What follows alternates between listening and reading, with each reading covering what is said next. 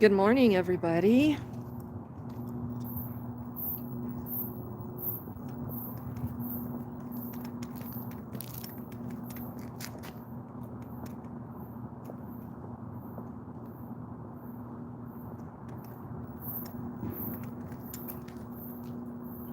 Irish Rover, good morning.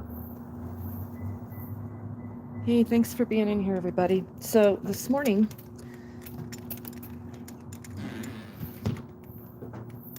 we're going to have a meeting with the Englewood city manager.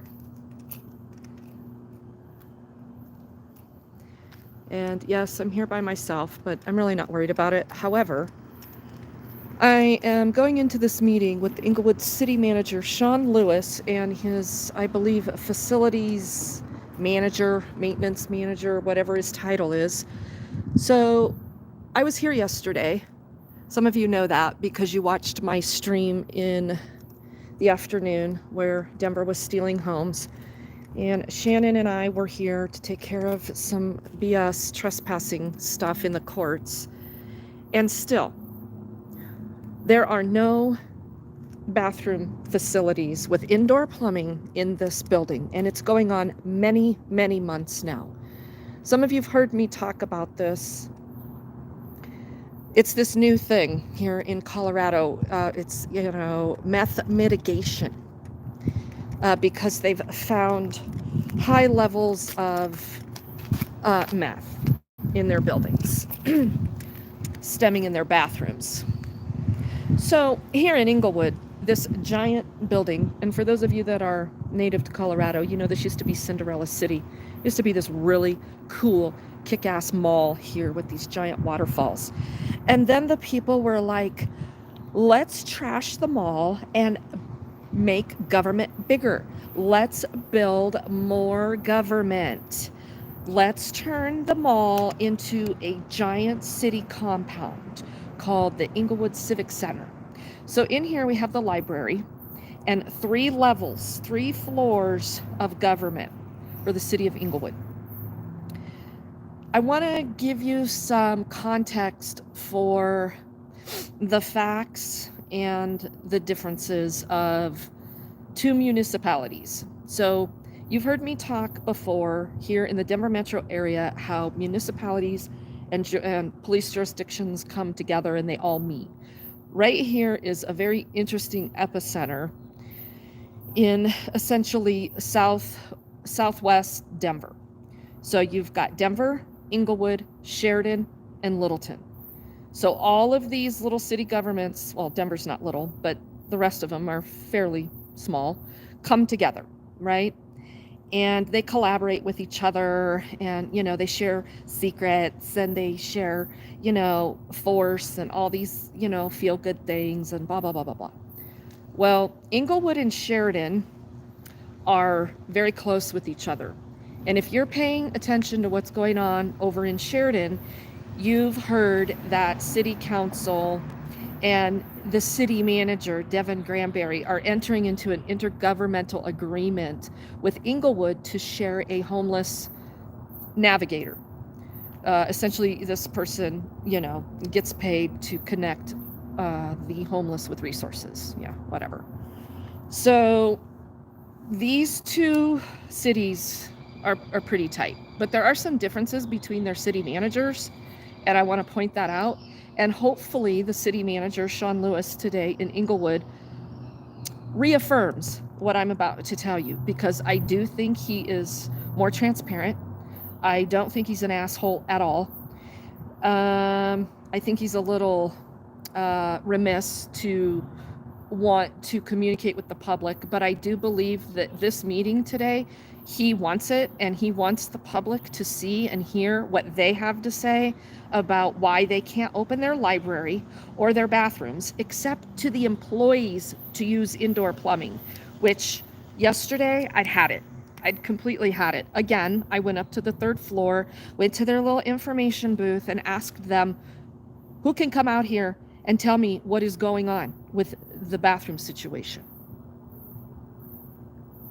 So ultimately, I wasn't recording when we were here yesterday. Englewood has made some good changes. They have some good security staff right here right now from Allied.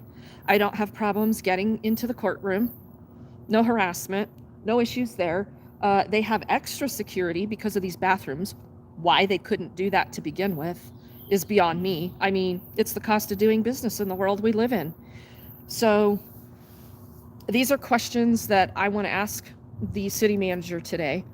I was wholly offended while I'm waiting up at the third floor at their information desk for somebody to come answer my questions, that the employees go access the restroom with their employee badge. While Shannon and I, we had to use the restroom.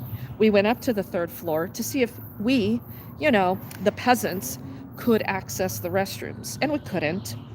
And so we had to wait for someone to come talk to us. And then we had to come down here to the parking garage in the basement of the building where the peasants are relegated to use plumbing. And I was here, last week. We were here for court last week.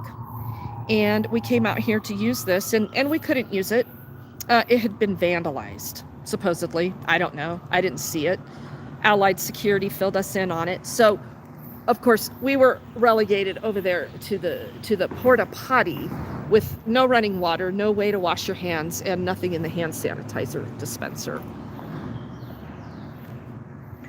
So, yeah. So here we have these city governments. Look at us. Everything is horrible for us. We don't have the money or the resources. And now we have this meth problem in our building. And it's all because of the homeless. And because here in Englewood, we have a behavior, standards of behavior that we follow here in Littleton. And if you don't follow that, you get put on a tier structure for being criminally charged and banned from the building. So while the city manager is a little bit different than Devin Granberry in regards to not being stupid about recording, Englewood's been sued a couple of times for trying to shut down speech. They know better. Apparently Sheridan's going to have to go through that process now as well. But in the interim, Sheridan gets to hide. Sean Lewis had his administrative assistant call me yesterday to set up this meeting today at 10 o'clock. So we'll be heading inside up to the third floor in about 10 minutes. And we'll see how this meeting goes. If he pitches a fit about me recording it, there will be no meeting, because I'm not going to go into this meeting without this transparency piece, because I'm tired of not getting any answers. I had already asked once to hear from them, and they ignored that. The city clerk's office does a rather good job here with records requests. I think they're courteous, professional. I've never had any problem accessing information here, except if it involves the police department, right? Because they like to take these little bits and pieces and hide behind the Colorado Criminal Justice Records Act, whereas CORA, the Colorado Open Records Act, is not so easy to hide behind for city governments. But if it involves law enforcement, there's a lot of nuances in our very archaic law here in Colorado that allows them to hide behind that. So the last time I had a meeting with Sean Lewis, it was with one of the command staff from the police department over them not releasing body cam footage as requested. Turns out they redacted footage, didn't tell me that, made it appear as though the officer didn't activate his body cam, which I was told he did. They just used a piece of law to go ahead and redact that information because, it was a strategy session. While the police were talking shit about me to the library staff over a mask. They threw a fit. We came in here to use the library. They threw a fit because I didn't have a mask on, called the cops.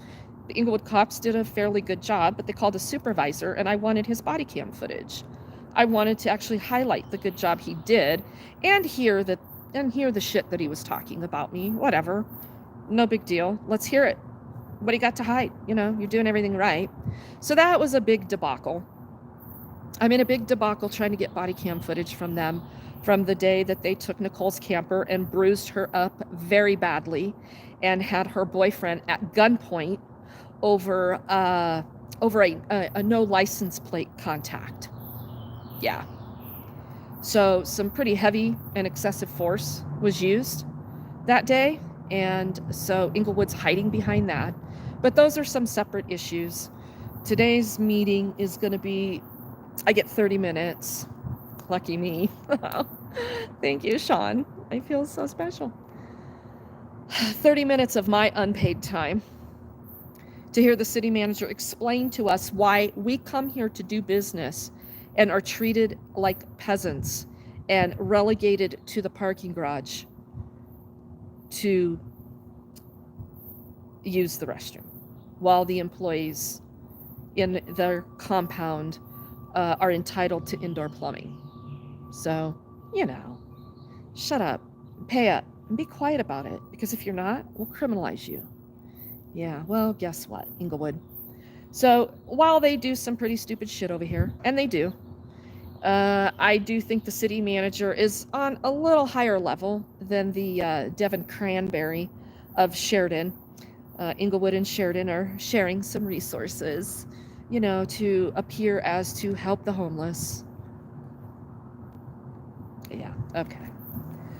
So let's take a look here around this compound before we head up. It's about 10 till, I think.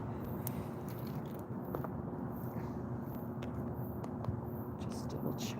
Yeah, I've got a few minutes. So, all this beautiful art, blah, blah, blah, blah, blah. But you will follow the rules. There will be no disorderly conduct or begging or soliciting. Distribution of handbills is restricted per city code. You can't camp, you can't skateboard. Violators will be issued a trespass notice and prosecuted. Yeah, okay. So this is the big giant building, as you can see. And here's the parking garage structure. You can park up there, you can park down here. This is private business right here in this building. I'm kind of surprised that there are no Allied security guys out here this morning. And I'm going to tell you, they have been phenomenal, this Allied security staff. Cordial, love to make small talk, open the door for people. Very nice group of people right now. And it's very refreshing. And as you can see, I haven't had to do much recording here. We've been able to go in there and conduct our business. So I might buffer. If I do, I'm sorry. You're just going to have to hang with me, okay?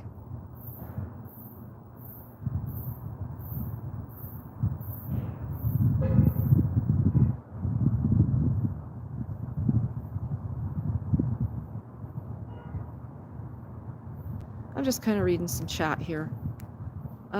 Wizard, yeah, I'm not sure. Yeah, thank you. We're not going to have those kinds of conversations in here, so.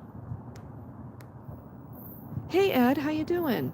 Lou, how are you? Thank you for being in here. Irish Rover, thank you for being in here. Tracy, good to see you. Hey, Tracy, thank you very much for that super chat yesterday. I wasn't paying very close attention to the chat, but I did go back and read it last night and saw what you were up to, and thank you very much for everyone's support yesterday in super chats. Hi, Just Tennessee.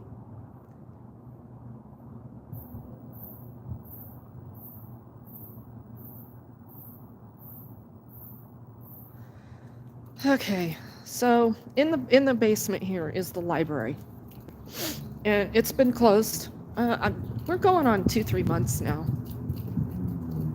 It's open for curbside pickup.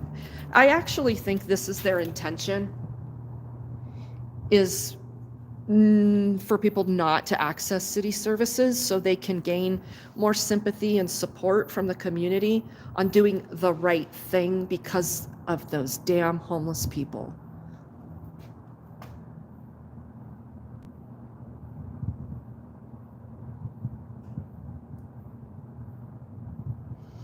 All right, so we're going to go in and we're going to take the elevator up to the 3rd floor.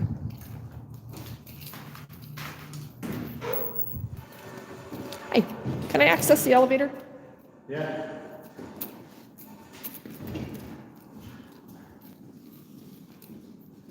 Yeah. I'm like, oh, hi. Yeah.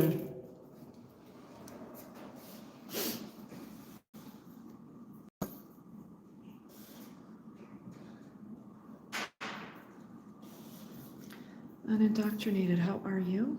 Woody, how are you? Liberty Blair, good to see you.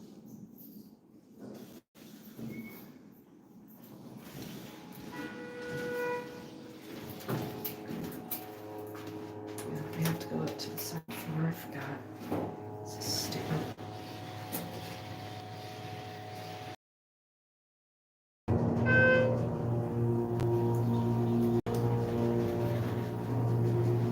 Oh, guess what? Yeah, I need to use the restroom.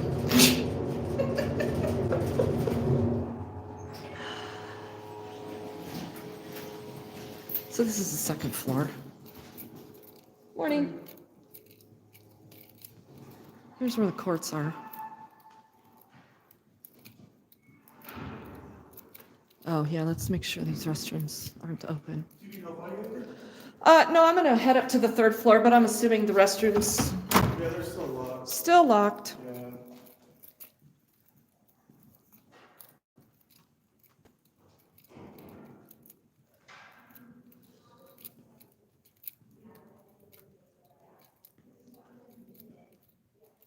I'm gonna take the stairs today. My knee is killing me.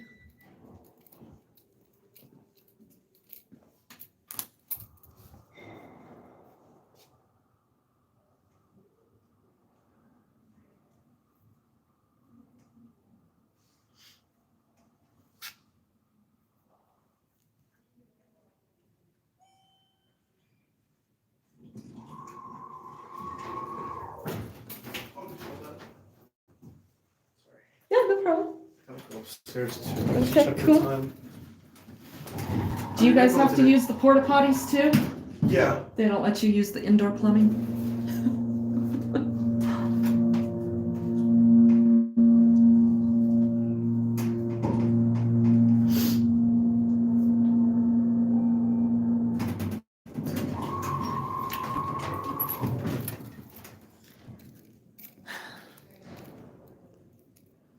Oh, you know, the secure third floor where you must report to customer service.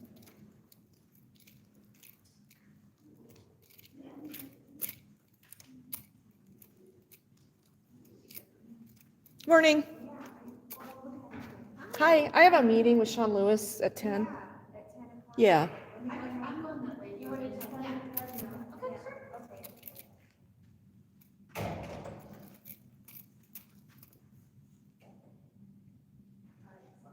I think Allied just wanted to follow me.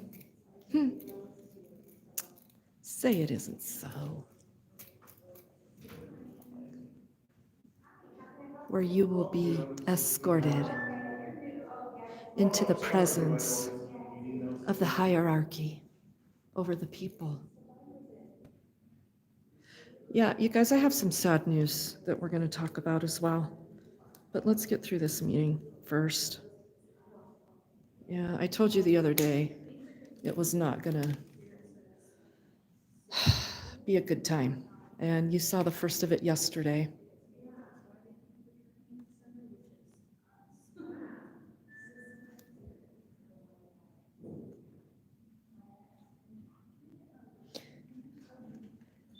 Yeah, no, I think this one just decided he was going to follow me because he wanted to.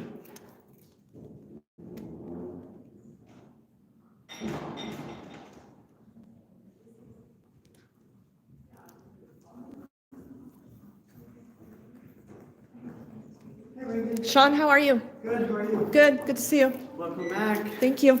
I'm going to record this. What's that? Oh, yeah. You're fine with that. Thank you very much. Thank you for not being a Devin Granberry. Oh, no, I heard they're kind of in the crosshairs. Yeah, they're kind of making not some good decisions, Sean. So I'm glad that you're setting the example of what open and transparent government should look like. Well, I do want to mention that it's a personal choice for employees whether or not they report. I'm totally fine with it. Actually, Victor, are you? Hi. Good morning. Good morning. This is our new public works director. Okay, Victor, Michelle. hi, I'm Regan. Hi, Nice to meet you. You as well. Thank you for having this meeting with me this morning, and thank you for doing it so quickly. Yeah. I appreciate it because Sorry I I'm, couldn't do it yesterday. yeah. So, you know, the community is concerned, as well as me, because we have a lot of discussions about how, you know, the homeless are perceived and received in our public buildings. Sure. So I'm here quite a bit with them, and we were here yesterday and learned once again that we had to be relegated to the parking garage to use the restroom, while we get to watch all of the city employees just use the indoor plumbing. It's offensive. It is incredibly offensive. So what is the status, and how long are we going, like on 2-3 months now of not having? I think we're just over a month at this point. Oh, it's only been a month. I've been here that much, huh? Okay. And that's, since the bathrooms were, I mean, I'm sure you've been reading, but the bathrooms. little bit. We had actually very, very high levels of meth contamination in not only our library bathrooms, but also the first floor bathrooms. And second floor bathrooms. Yeah, actually, these bathrooms have found some too. It's very small amounts, but these were public restrooms until we had some very major kind of safety concerns maybe 5 years ago. Pre-COVID is my understanding. It was actually before me too. These have always been employee restrooms that are on the third floor, but the public restrooms on the second floor and in the library. So both of those sets of bathrooms had to be shut down because of the meth contamination. We did the remediation. Unfortunately, is it the water that they used for the remediation made all of the countertops swell, and those had to get replaced? Yeah, so a couple of the challenges that we had with the remediation, they used a very heavy steam product along with cleaning to remove the meth, and that caused a lot of the countertops are particle board, and they don't care for the steam, and so that particle board expands, and then the sink gets unlevel, and then that causes plumbing issues underneath where the drains connect. Okay. Because now the sink's tilted, and So didn't the contractor, they didn't know that that was part of their job? well, their job was the cleaning aspect. So, But using a process and cleaning solution that was going to destroy the bathroom seems pretty negligent.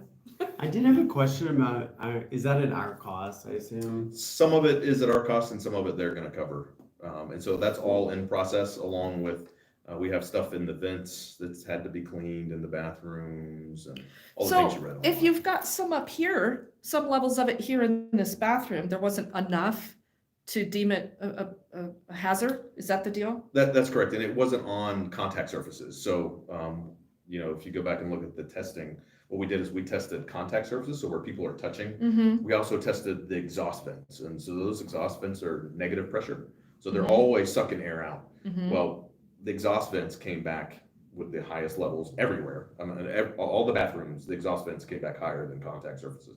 The contact surfaces here and on the third floor came back below threshold, so there was no concern. In the library and the second floor, the contact surfaces came back above the threshold as well as the vents. So the reason the third floor bathrooms are open to staff and we've notified staff, hey, they did come back above the threshold in the exhaust vents only, and the contact surfaces came in below the threshold. That's why those are open, because there's no exposure unless you're up in a negative, and no one should be in the exhaust vents. Sure. You need a ladder, and it's negative pressure, so it's always sucking the air out. Okay. So But trust me, I was a little concerned Oh, that we were our all concerned. employee restrooms came back positive, but that's when I learned that those actually were public restrooms, like within the last 6 years or so. 6 or 7 years, that's my Yeah. understanding. And there's really no shelf life, or what do you call it? There's no time frame that you can test when the meth contamination happened.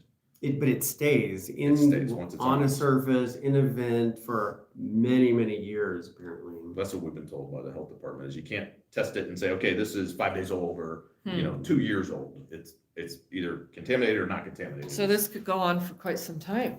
I mean, you could Well, moving forward, hopefully not. I mean, we're looking at some measures to try and minimize that in the future. And to your point about how long is this going to go on, we are actively, the cleaning's done. We've tested the second floor and the library bathrooms after the cleaning, and they're fine now.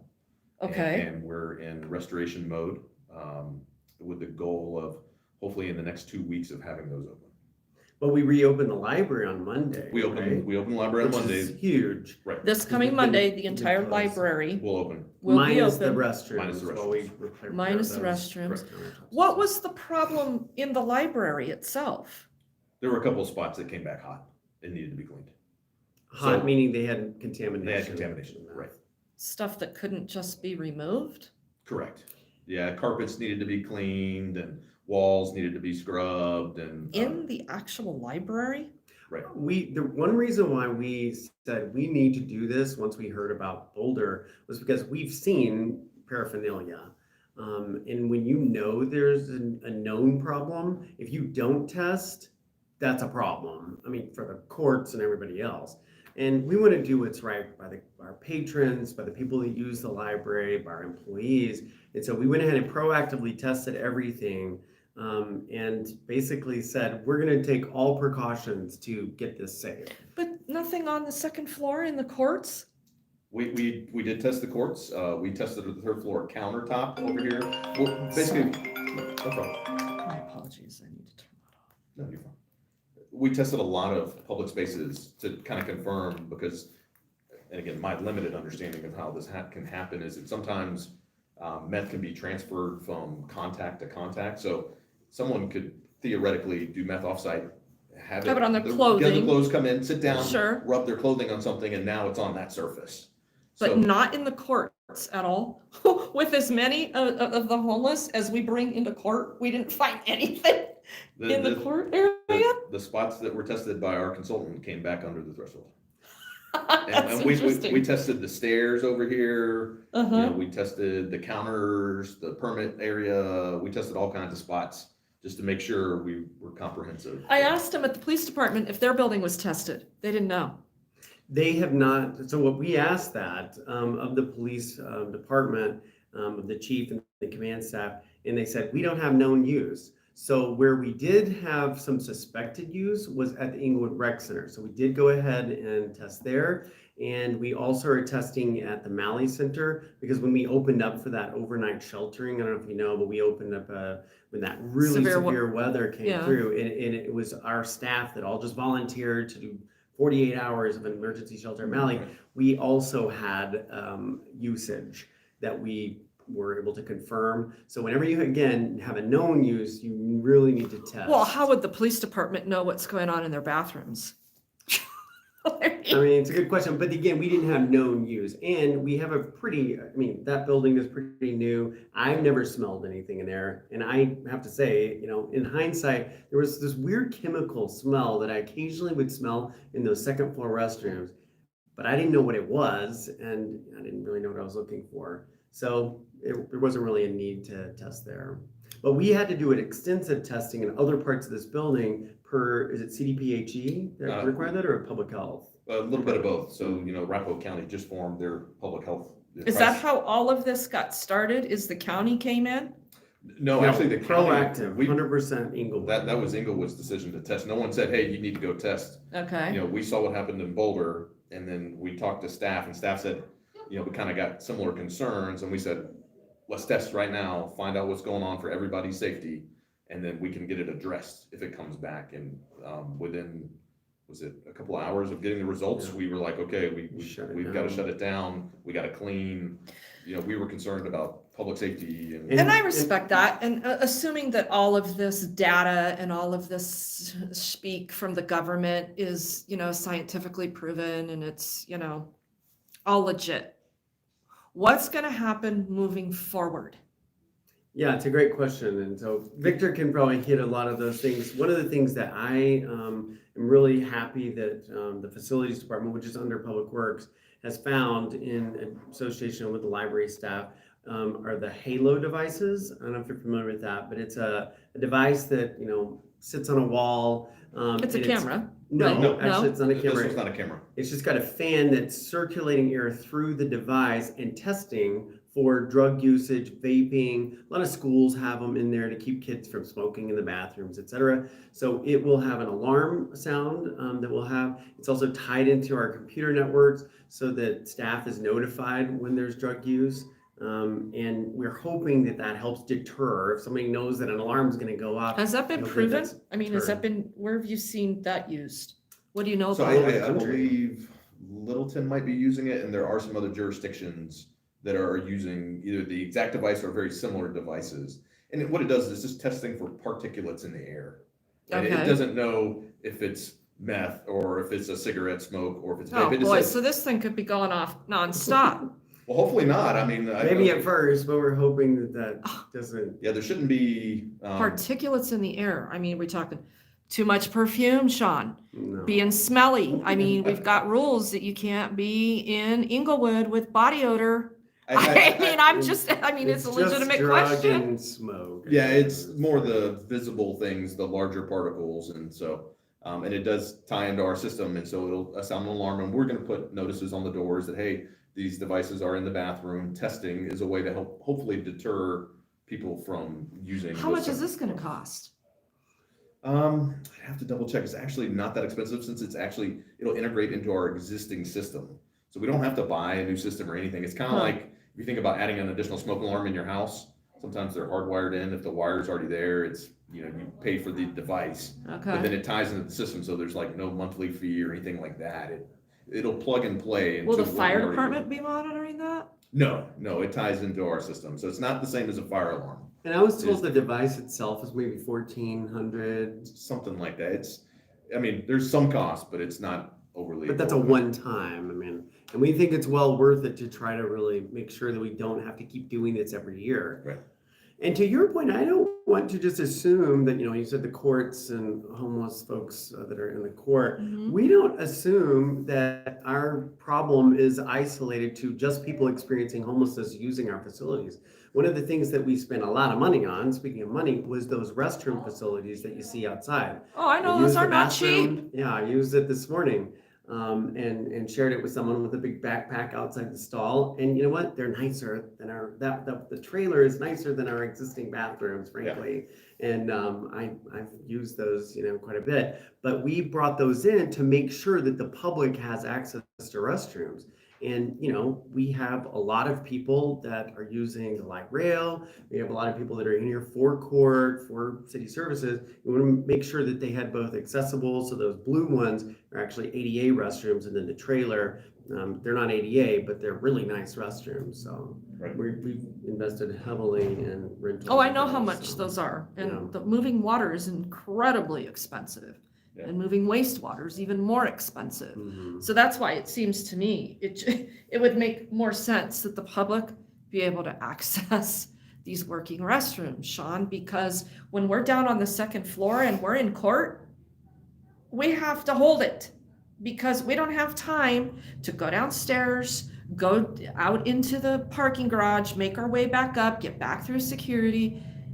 Did anybody think maybe of putting one out here on the second level? We actually did. We investigated that. The second level has a weight load capacity. So if you drive onto the second level, they have the headache bars, kind of the hanging tubes that say, Mhm. if your car's too big, don't drive on here. Well, if you look at the next tube over, there's a weight limit on there, and it's 8,000 gross vehicle weight. So to get a pumper truck up there, the truck that would pump Oh, the truck can't even, a truck Goes couldn't over get the to weight? it, and then the unit itself would actually, the trailer would likely, with the water tanks full, would likely be overweight. So we absolutely investigated that. okay. I had my team look at it to make sure, is there a way we could do that? Because that would have been preferred. One, it's in the sun, so it's warmer, which is always Right. nice. Two, it's right out the door for courts, council, everything else. So Mhm. yeah, I agree with you. And we were trying to find a way to do that. Could we even get the ADA ones up here? Could we do something? But with all the equipment that has to come service and then the weight of the water and those kinds of things, we were not able to do that. So- Well, I will compliment you in doing a nice job as far as the allied security staff that you have here right now, monitoring all of this, their reception to the people. Mhm. It's never been this fantastic Yeah. in Englewood. And I think Thank that's really the only thing that has tempered that situation for me and my friends, because they're helpful, they get us out there, they make sure that it's not locked, that, they want to socialize. It's that piece of it was done very well. But this public perception that we're not good enough to use the same indoor plumbing that all of your employees are using is over the top offensive. And if I come up here and say, can I use that restroom, please? And to tell me no, why? I understand the frustration. It makes sense. Again, those have been No, Sean, I want employee- to know why. Those The have answer been is employee no. restrooms. I mean, first and foremost, it's not a new issue. They've always been employee restrooms for as long as I've been Well, here, and you I think just well before. Said that they weren't at some point. Right. I think, sometime 5 to 10 years ago, they weren't. But what makes as that? long as I've been here, they have What makes been. what makes that employee more of a human to use that indoor plumbing than me? Why is the answer? There's no difference. I mean, anybody can use them.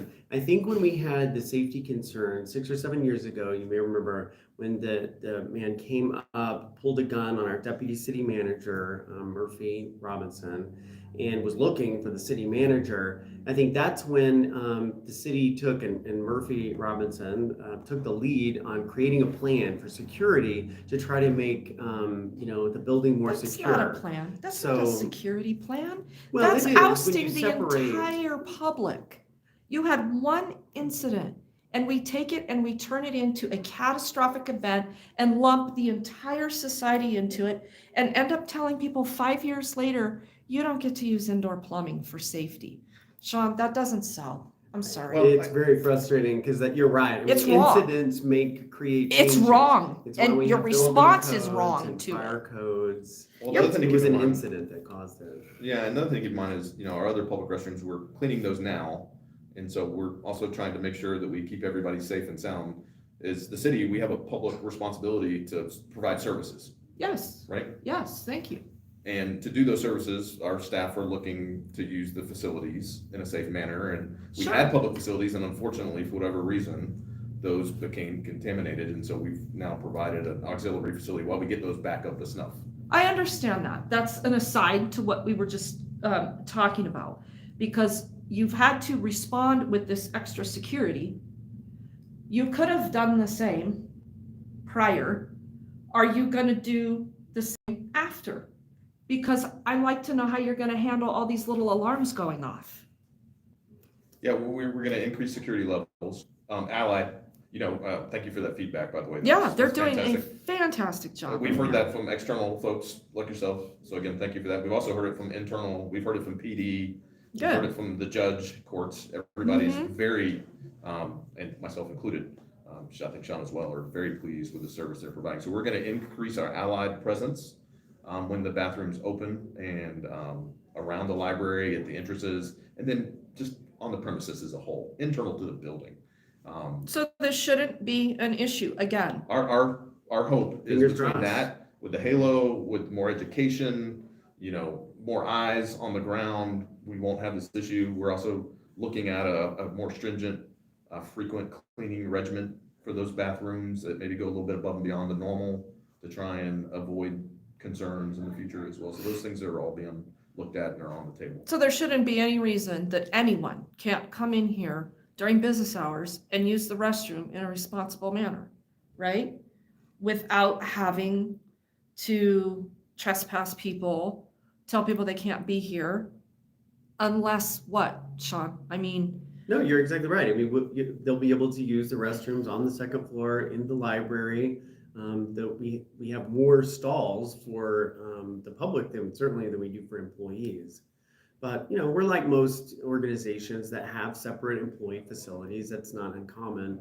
And it was because of a safety incident that occurred several years ago. Well, the other thing I guess I would add is that I think we're all aware this building was not originally designed as a public, City hall, City yeah. hall building. Yeah. A lot of times the city facilities are behind, the doors for staff. I mean, that's pretty common as you see that. So we're also dealing with this retrofit, so to speak, building, with these interesting ceilings and columns in some of the offices. And so that's added a little different complexity for staff as well. I mean, I think everybody, if we had staff facilities maybe inside and other facilities on the outside, mhm. it'd probably be also a little bit different discussion. So we're dealing with a little bit of a retro situation as It's a weird well on building. all levels, right? Yeah. The third floor, second floor, and first floor where the library is. So we're all trying to make do with what we got and how we can So in the maximize it. next 2 weeks, That's our plan, yep. the bathrooms will be open. The library opens this coming Monday, which has also been an issue. Because as you know, I have people come here to use the library to do a couple things they need to get done as we work through resources and whatnot. So it's only been a month. Maybe, yeah, I'd have to go back and look. It's probably coming up closer to 2 now.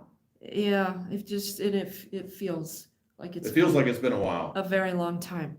Yeah, and the amount of cleaning we've had to done. So we have kind of heard from folks, hey, Littleton, I think, is already open. Is it? Yeah, Being why? business? All these mitigation efforts went quickly everywhere else except here. So that concerns me that taxpayers are going to be on the hook for the damage that this contractor did to these bathrooms. Why would you agree to that? That was in the contract, that if there was damage? Well, some of our bathrooms had some challenges anyways. Second floor women's bathroom is a great example.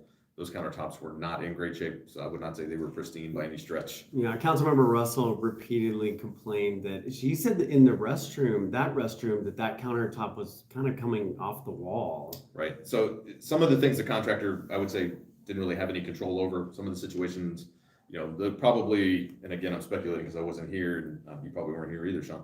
There's probably some decision made because we've talked about moving and things like that. And so, how much do we invest into the building to maintain things, to upgrade versus kind of that lifespan, that payback period. So trying to balance that through the process. So it's definitely been tough all the way around. But yeah, we do plan to try and get those open with the monitors, the increased staff, and I'll be anxious to see how those monitors work. Yeah, we are too. We're excited, but at the same time, we have the same concerns you do. Is it going to go off every time someone sprays perfume? Mm-hmm. I don't think so. That's not been what we've been told and what we were being told by the vendor and some of the existing situations and installs they've got as well. So okay, and hopefully that'll create an environment where people do see that restrooms need to be taken serious for their intended use. Right. I respect that. I do. Question for you. You mentioned, folks coming in needing to use library services. I'm assuming that's more geared towards the computers and not necessarily the references, because we are doing remote library checkout right now. So saw that. Folks can still check out books. Staff will go get them and right. transition them around. Yeah, no, this is to use the computer. Okay. So I kind of guessed, but I just wanted to confirm. Yeah. Thank you. And I know you already know this, but I think our library staff is, in terms of helping people experiencing homelessness, I think we are the best. We have one of the few resource fairs that we do every year for that. We have a section in the library that has, we've got the free pantry. We have a resource kind of library for There's people a pantry in there? I think there's like a box that the library staff is primarily putting, some dry goods and things. Englewood rocks on the phone charging station. Mm-hmm, and that is incredible. Yeah. That is an incredible resource for people. And I wish more libraries were doing that. And you're right. I think the staff is good. I don't think that's always been the case, but in the last few years, yes, they have been good, except for kicking me out of the library and calling the cops on me for not wearing a mask, which was absolutely ridiculous. But that got changed and handled, and I haven't had any problems since. And the people that were coming in to use the library had no complaints. So yeah, thank you for that. And thank you to library staff for that. Good job, yeah. So hopefully that continues, and the allied staff that you have here, seriously, you have no idea, Sean, how stressful it is to be here to begin with, to go into those courts and try to get these people on the path they need to be and get rid of this criminalization that occurred years prior to you being here. I mean, these people are dealing with charges that are 3-5 years old, and they're too scared to deal with it. So there's all that added pressure to get them here anyway. And then you've got security making things 10 times more difficult when it never needed to be. Yeah. And it changed overnight with the staff.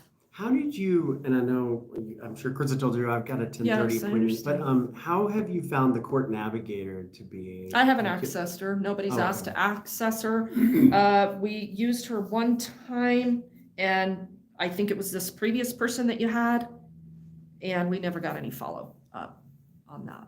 Shoot, because that was a service that was supposed to really help people that were indigent, people experiencing homelessness, people that really didn't have a way to pay for that.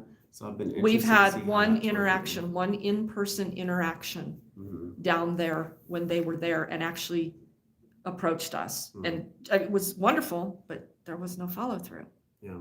So, I mean, that's great. And I was told again a couple weeks ago that there was another one, Mm-hmm. but we haven't done anything. Mm.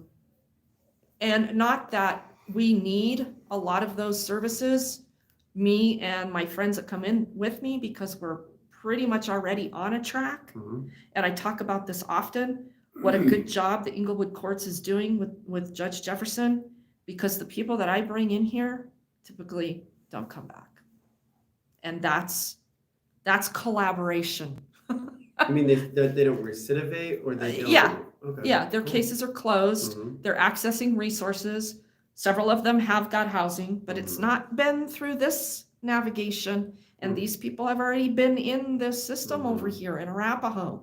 And we're having to take them out of here, down to Coalition. So I think this is interesting how you and Sheridan are gonna share this homeless navigator. Yeah, well, we've actually already got the homelessness coordinator that's at Arapahoe County, Mike Sangren, who was with Change the Trend, the nonprofit coalition serving folks experiencing homelessness. He's actually been hired, and Littleton, Englewood, and Sheridan jointly Oh. pay his salary. But what he's working on, and what we're all three working on, Littleton's writing the RFP for all of us, but is an actual navigation center. So we're looking to partner with a nonprofit partner who can come in and provide like a full-scale nav center. And we've already put money into it. Littleton, Sheridan, and the county. And then the South Metro Community Foundation, that's a new kind of nonprofit foundation based out of Littleton. Former Littleton Mayor Susan Thorpe, I can't remember her last name, but Susan Thornton, she has put that together, and they've raised like $300,000 for this NAV center. So they've got money from the Daniels Foundation and I think the county and part of their ARPA funds. Anyway, so Where we're do you see full this scale being? ahead. Here? I think you had mentioned this. Well, it could be anywhere in the Tri-Cities. We just want it on this side of the county, but we're talking about the Fox building. Do you know that building behind? It's behind where the Central Fire Station is. We due east of that. It's our building. We own it, but it was bought with Justice Department funds, so we have to make sure that it's something that's related to policing. So we could, our co-responders are part of our police department, and they're serving that population. So we think that it's going to be an appropriate use. But if what would be best is if a nonprofit comes in and they have their own facility, or they set up in a different facility. So we've also heard we've got a nonprofit called Movement 5280, which you probably worked with. They're under contract to buy a building in kind of in the middle of the city. It's a former church that closed, and so they're under contract. And I think they're going to have maybe even be a potential bidder on the to get the navigation center. You've also got the opportunity with Bridge House Ready to Work, which we put $1 million, I think $850,000 in for 50 beds. That's going to be on Windermere. So that's now under construction. They've got their permits, I believe, on that. So that'll be pretty close to the light rail station on Oxford at Windermere. So we got a lot of amazing opportunities. You got things in the coming up. works, but we got people dying right now on the streets. So that's great. I'm glad to hear all this. But it's just this big government collaboration and these nonprofits having to get approval, having to get money. Let me know when it comes to fruition. Well, the Bridge House will be the first one that does come. And if you know that organization there in Boulder and Aurora, then it'll be 50 beds, kind of dorm style living, and it's people that are actually like ready to get off the streets. But it is people that are on the streets. It's not even really transitional because they train them, like we'll take some of the employee or the residents there and train them in some of our like landscaping. They'll work with our parks department. We'd love to get them on permanently. But the goal is they're in the program for 1 year. They have stable housing. They have, all the basic needs met. They're employed. And then after a year, they get into their own housing. So $2 million questions. Where's the consistent recovery programming? Well, that's part of what Bridge House provides. So it's a wraparound services. So if you think of permanent supportive housing, this is very similar, except that everyone's in one facility. And they bring in the with- counselors, they bring in the with addiction. drug treatment There is drug treatment, yeah, that's Oh, provided. okay. so. and wraparound services Mhm. once they transition out of there. Yes. I don't know exactly what that looks like, but I know that they have that. That's like another tough one. counselors and follow-up folks, so. Okay. But us, the Tri-Cities is heavily funding that to get it here. So, Okay, well, in the meantime, we're over here down at the Colorado Coalition for the Homeless, accessing everything we can for the immediate, so Mhm. people don't die. Yeah, And it's not been a pretty winter, yeah. and so using the Thank- bathroom would be. Thanks for what you do in a that good thing. arena. Thanks, Sean. We're very Thank you, close. Victor. It was very nice to meet you. I You as well. appreciate the time.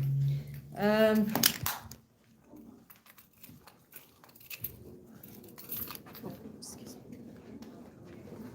Well, let us know if you need anything else. I actually do. I need you to let me in that restroom right now, please. No. Sean, I you need to can't use the do restroom. that. Wait a minute. I've got you. You're gonna tell me no now. After all of this, you're not gonna let me use the bathroom? I can't make an exception for you. That's Sean, inequity. It's That's unfairness to ridiculous. the You public. told me there was no difference between me and the employees using indoor plumbing, You and are now you correct. won't let me use the You bathroom. are correct. I have to go all the way. It's no different. The peasants get to go down to the basement. Like I said, I went down there That's this not morning. equity. I don't have any problems using these restrooms. And in fact, I actually use these restrooms on the second floor almost more than I use these because I have a lot of meetings down here. Well, yeah, I mean, wherever there's a restroom, you should be able to access that. Right. I don't Right. disagree, No, I agree. but rules for thee, not for me. We're gonna go downstairs, because this nice guy here, this super nice guy here, he's the best. He's the best door greeter Englewood has ever had. I agree with that. Well, hey, thank God for people like you then. Yeah, but Sean told me I was equal to be able to use the bathroom, and then he wouldn't let me use the bathroom. Tell Well, Sean, Trying to be consistent.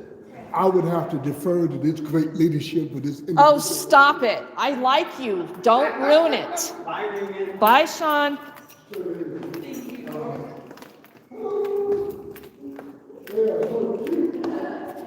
Wow. Regan, isn't she a great team player?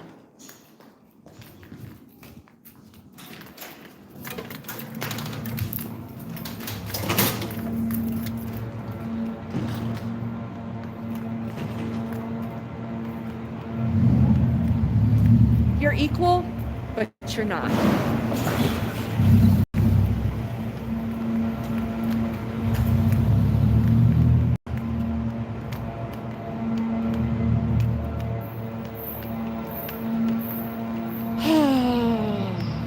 You guys.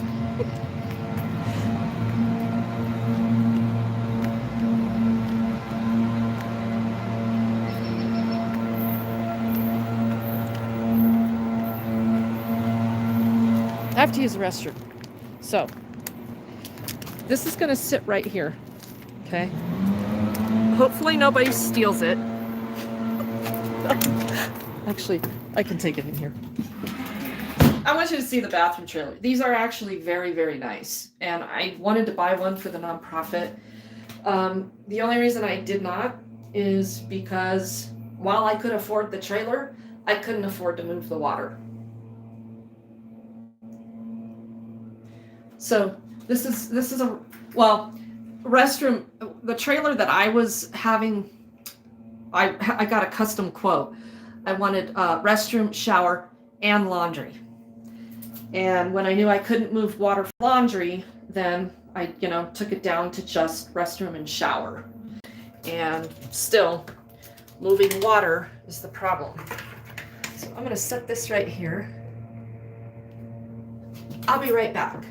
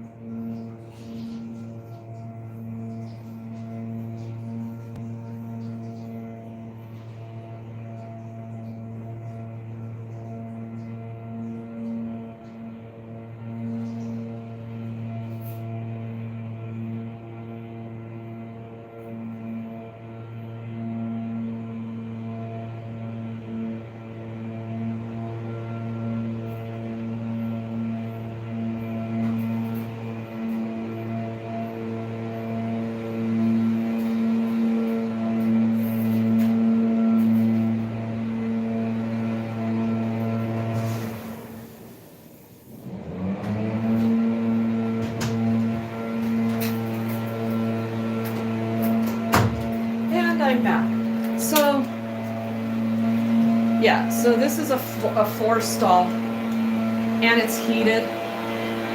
So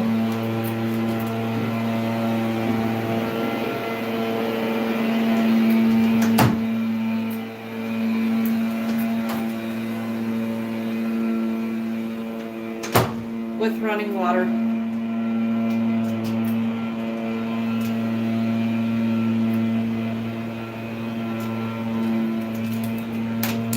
The trailer was going to be close to 30 grand.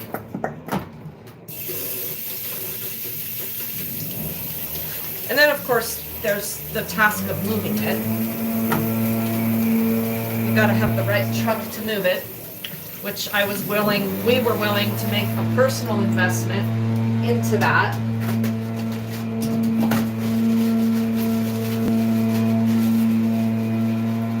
Then you've got to include the cost of fuel for a truck that size.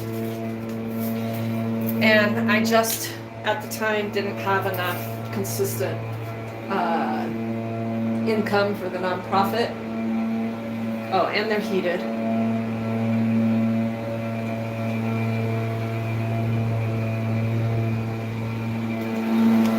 I forgot to ask him what the situation was last week when I was here and somebody vandalized this. I don't see any major vandalism.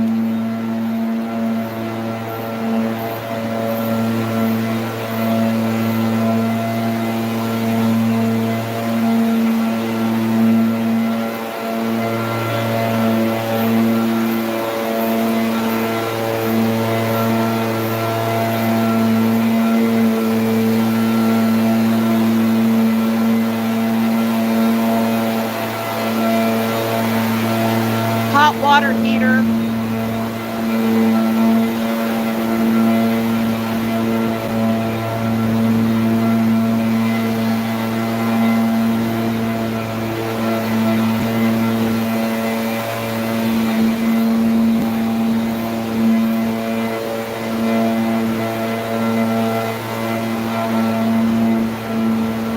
Where's the camera? Right there.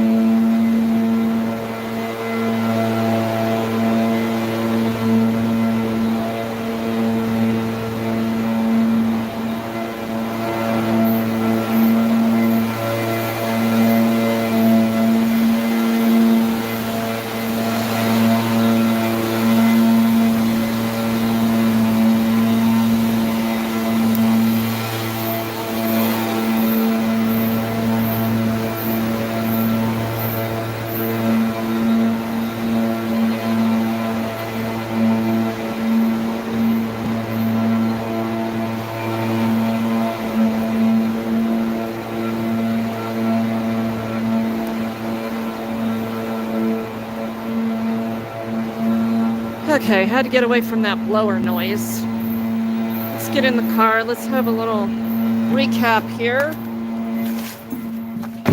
Okay. So what did y'all think of that meeting?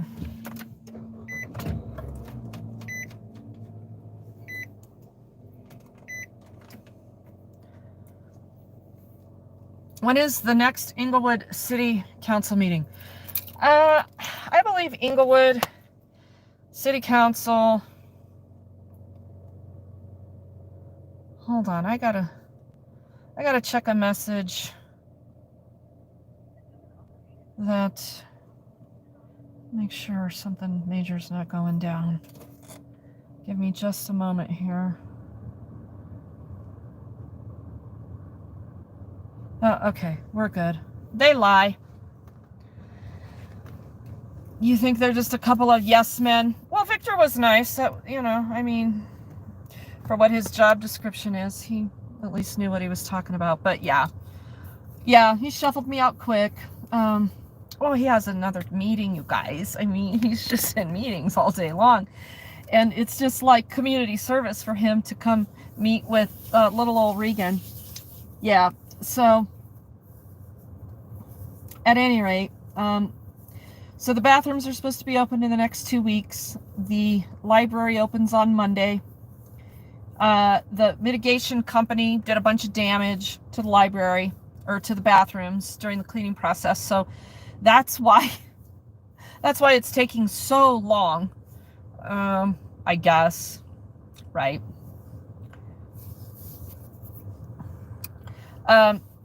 You heard me tell Sean, thank you for not being a Devin Granberry. And he said, yeah, I hear you're in crosshairs over there. Yeah, no, he's doing some bad stuff. So, at any rate, we'll see. We'll see how they treat folks when these bathrooms open up again. That is the biggest point of contention for Englewood, I still fully believe, is how to keep the homeless away. Accessing the library, well, of course, Sean. I mean, we want to tout the library staff doing a fantastic job, because it is a public library. So yeah, the last few times I've been in there, the staff has been courteous and professional. I'm not there all the time. DMA, how are you? Good to see you. We have, I think DMA has his premiere set for today. He had a premiere yesterday that abruptly ended. It was a mistake. It was a creator mistake, not a YouTube mistake. So stay tuned for that. Stay tuned for that premiere today.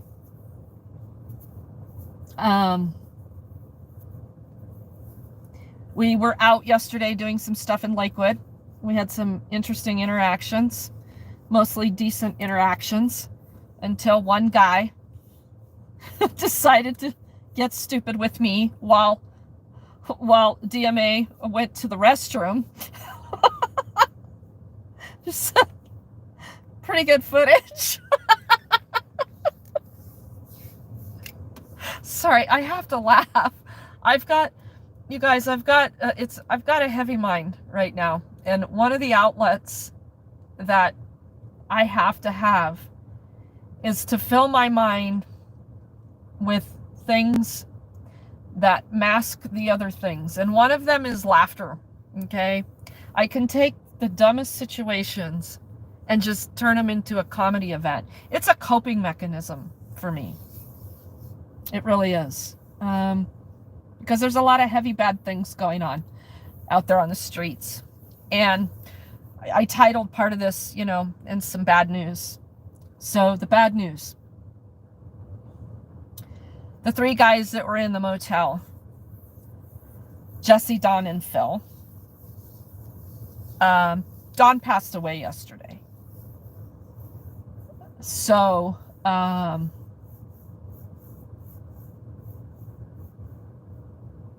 with that always comes a little bit of guilt and a little bit of wondering how you could have done it different, what you might have said wrong,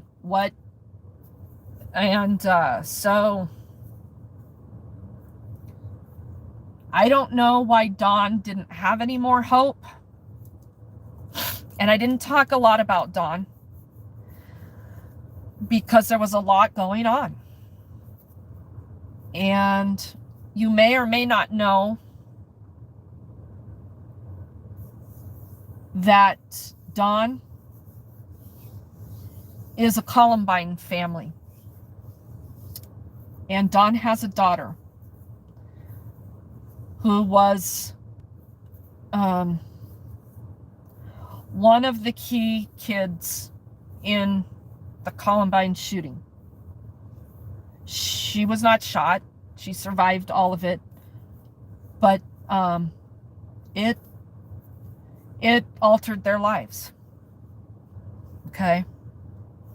And Dawn really never was able to get it back together. Yes, we make our choices. We have to come to grips with life going on. Yes, we do. I get all that. It's much easier said than done. It's great to be the Monday quarterback, being the outsider, judging why people can't get their shit together, or why they chose that path, or on and on and on. Okay? The bottom line is his daughter is still very alive.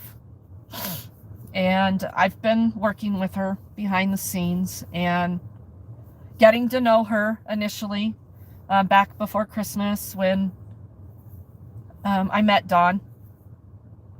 Understanding their story. She's very open. She contacted me yesterday in the middle of all of that bullshit going on at that sweep to tell me that Dawn had been taken back to Swedish hospital this past Monday. And they were asking for her approval to take him off life support or not. And she gave them that consent. And he died a couple hours later.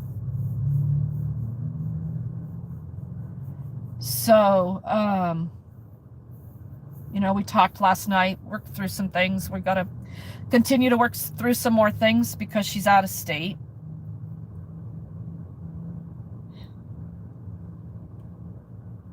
I think she's at peace with it. And I'll get there too. Don was a hard case. And he's been back out on the streets since February 3rd. I don't know where. I had heard that he was staying in a particular place. I went to that particular place last night, and that person said, no, I haven't seen him. So, gauging Don's behavior and having just received, his monthly Social Security deposit at the beginning of the month, and him being diabetic, and him had already had a 10-day stay for pneumonia.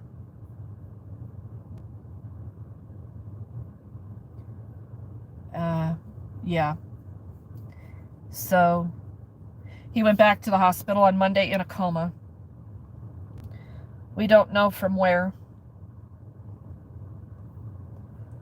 So I will help his daughter piece those things together. And the caseworkers at Swedish, I expect, will be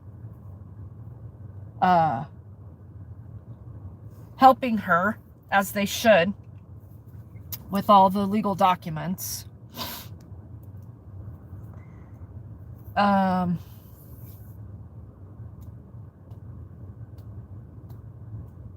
Phyllis, Dawn is now safe, warm, never to be cold and on the streets ever again. Yeah. I think Dawn, in my humble opinion, was done with life.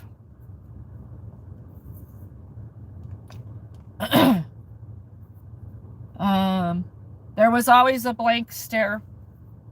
When you're talking to somebody and they're talking to you and they're going, and they're looking straight out the back of your head. So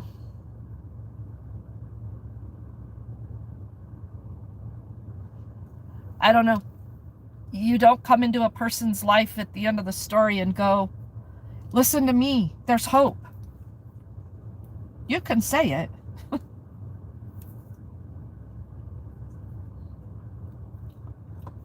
So if we did anything, all of you that have donated in the past 3 months, one particular donor who I'll be reaching out to, who was very attached to the situation, if we did anything, there was still compassion shown. There was still hope and opportunity shown to him. And that's what we're supposed to do. While society around us, as you saw yesterday, what the cops do, people driving by cheering it on. Yeah, good job, law enforcement. We love you. Kicking people when they're down. That's the result.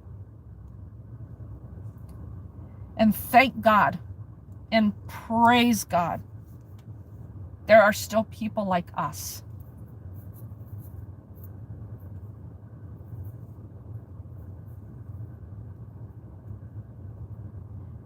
Because that's what we can take comfort and solace in, is that we tried. And we didn't kick somebody when they were down. And we didn't tell them there was no hope. And we didn't tell them, get a job. You worthless drug addict. There are a lot of sick people out there. And I've said it over and over and over. An entire society will define itself by how it treats its weakest, sickest, and poorest. Okay?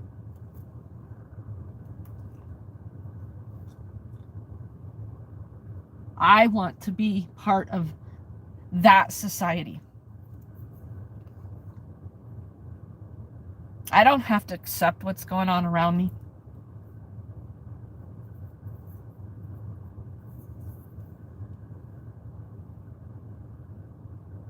I can be that inner circle in good company that does the right thing.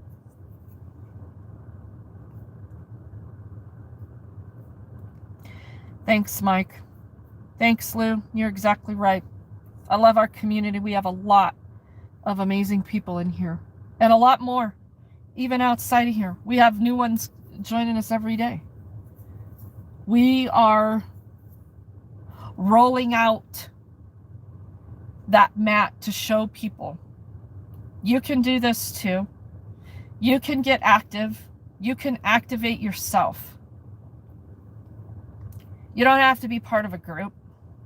You don't have to be part of a movement that says, hey, look at this. Look what's going on. You can just go out and do it silently. This channel has to show what's going on because people don't see this part. They see the part of driving down the road and looking at those tents and looking at those campers and reading the news. While they have no problem being the tax slave that they are. I have a problem with all of it. And that's why I choose to do something about it. And this today, this is menial. But very, very important. Menial in the tower of life, right?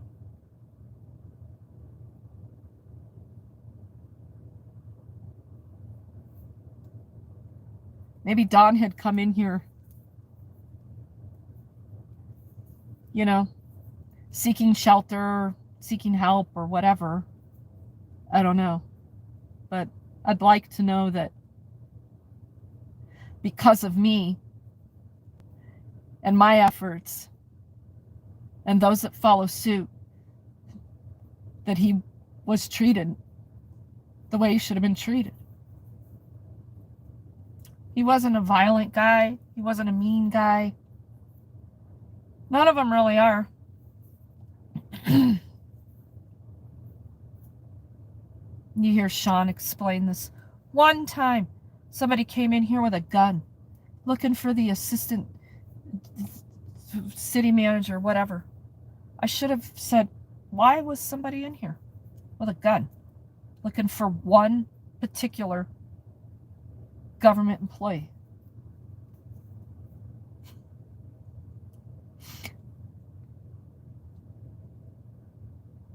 Why?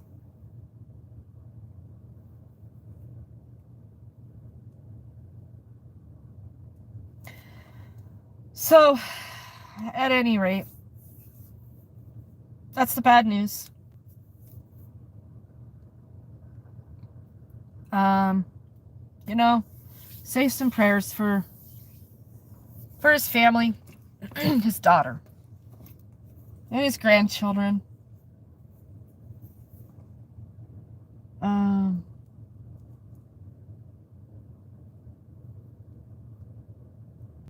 And hold on to your hope and your belief.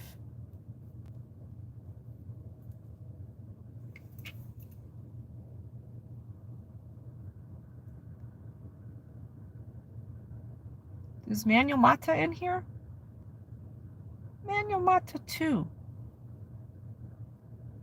Is that really the Manuel Mata? Hey, guy. I'm glad you're out. What a disaster.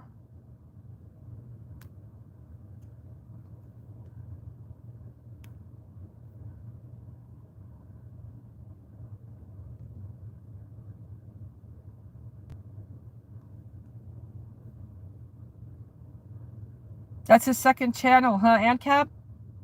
Welcome in. Thanks for joining us today. I hope you're doing okay. You've been through the ringer. And I'm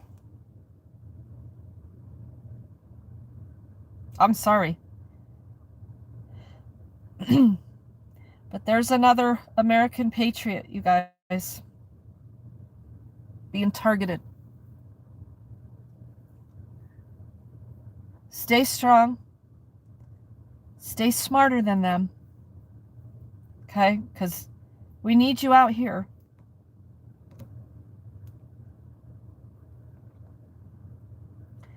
Linda, I hope I can skim some of your hope. It's hard to have. But look, it's there. Sometimes you have to find it, but it's there.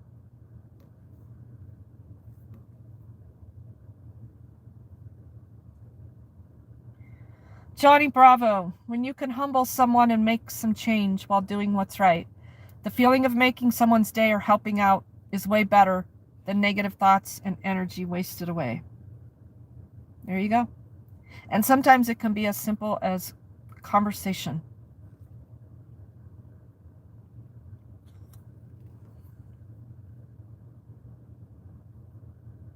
Or our transparency, this news makes me want to up my efforts on helping the unhoused.